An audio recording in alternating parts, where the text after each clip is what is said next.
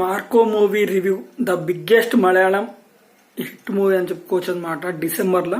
So ఈ movie అయితే చాలా బాగుందని చెప్పుకోవచ్చు. మార్కో మన తెలుగులో కూడా January 1 అయితే రిలీజ్ అయింది ఈ మూవీ. మన తెలుగులో కూడా చాలా బాగా నడుస్తుంది అని చెప్పుకోవచ్చు. ఈ మూవీ అయితే రా అండ్ రస్టిక్ లో ఉంటుంది.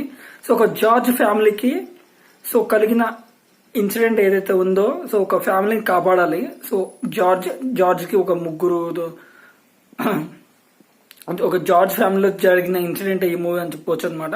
సో మార్కో అనేవారు, సో మార్కో హీరో, సో ఉన్ని ముకుందన్ చాలా అయితే టాప్ నాచ్ గా నటించారని చెప్పుకోవచ్చు. సో ఈ మార్క్ హీరో ఉన్ని ముకుందన్ అయితే తన ప్రాణాలు పెట్టి నటించారని చెప్పుకోవచ్చు అనమాట. సో ఈ మూవీ రా అండ్ రస్టిక్ ఉంటుంది. సో సినిమా మొత్తం బ్లడ్ గురించే ఉంటుంది అనమాట. సో అంటే అంత రక్తపాతం రా అండ్ రస్టిక్ లో తీశారని చెప్పుకోవచ్చు.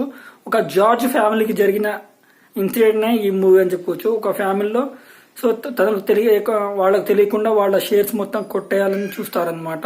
సో అంటే జార్జ్ అనే పెద్ద ఆయన్ని సో లేపేసి తన సామ్రాజ్యాన్ని తీసుకోవాలని చూస్తారు. మిగతా అంటే వాళ్ళ ఫ్యామిలీ వాళ్ళే అనమాట.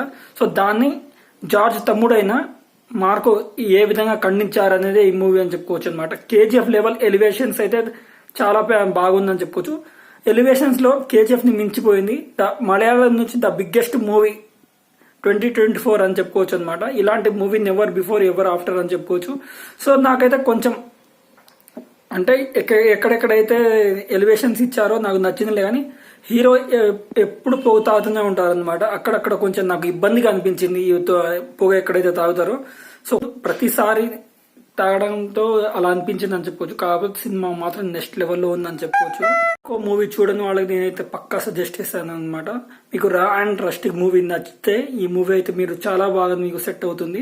సో KGF ఎలివేషన్స్ ఎలా ఉంటాయో దీంట్లో ఎలివేషన్స్, సాంగ్స్, తర్వాత BGM, దాని తర్వాత హీరో యాక్టింగ్ కూడా అలానే ఉంటుంది. కానీ కొన్ని చోట్ల ఓవర్ యాక్టింగ్ అనిపించినా సో ఓవర్ బోర్డ్ వెళ్లిపోయినా సినిమా అయితే చాలా బాగా నచ్చుతుంది అని చెప్పుకోవచ్చు అనమాట. ఉన్ని ముకుందన్ ఈ పాత్రలో జీవించేసేసారని చెప్పుకోవచ్చు అనమాట.